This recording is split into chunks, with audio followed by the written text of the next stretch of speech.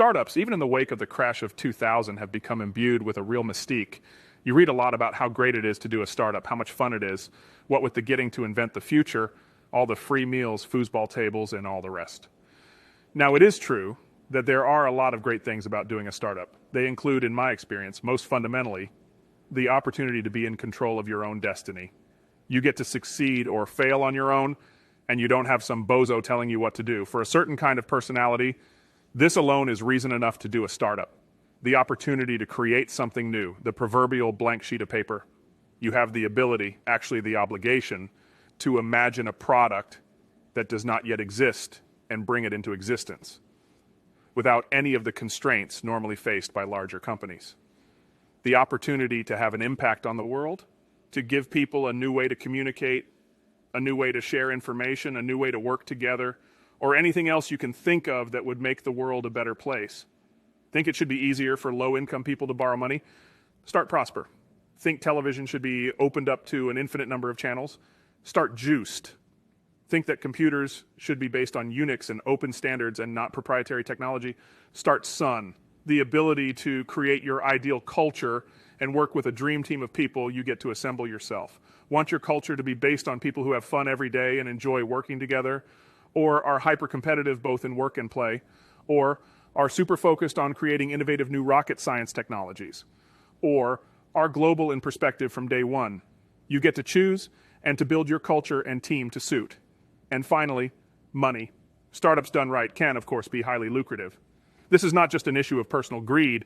When things go right, your team and employees will themselves do very well and will be able to support their families, send their kids to college, and realize their dreams. And that's really cool. And if you're really lucky, you as the entrepreneur can ultimately make profound philanthropic gifts that change society for the better. However, there are many more reasons to not do a startup. First, and most importantly, realize that a startup puts you on an emotional roller coaster unlike anything you have ever experienced. You will flip rapidly from a day in which you are euphorically convinced you are going to own the world to a day in which doom seems only weeks away and you feel completely ruined and back again, over and over and over. And I'm talking about what happens to stable entrepreneurs. There is so much uncertainty and so much risk around practically everything you are doing. Will the product ship on time? Will it be fast enough? Will it have too many bugs? Will it be easy to use? Will anyone use it? Will your competitor beat you to market? Will you get any press coverage? Will anyone invest in the company? Will that key new engineer join? Will your key user interface designer quit and go to Google? And on and on and on. Some days things will go really well and some things will go really poorly.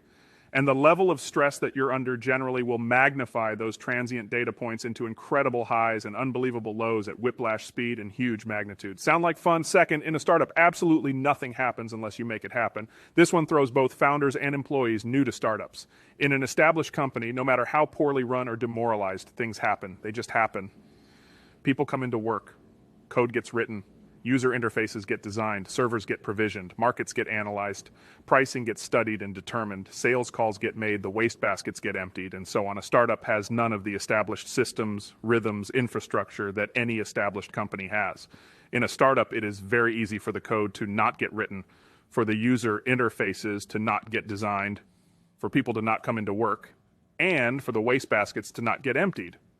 You as the founder have to put all of these systems and routines and habits in place and get everyone actually rowing. Forget even about rowing in the right direction. Just rowing at all is hard enough at the start.